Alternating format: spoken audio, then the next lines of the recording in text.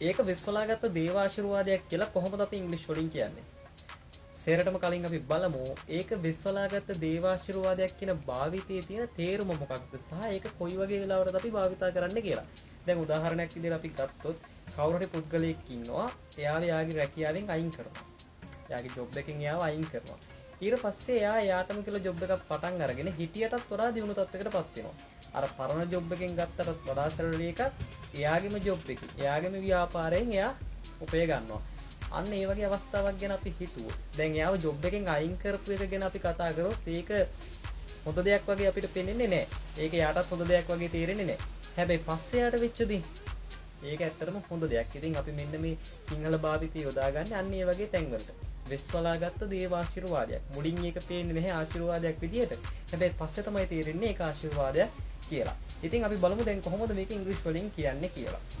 ඒක විශ්වලාගත්ත දේවාශිර්වාදයක් කියලා වට ඉංග්‍රීසි වලින් කියන්න පුළුවන්. It is a blessing in disguise.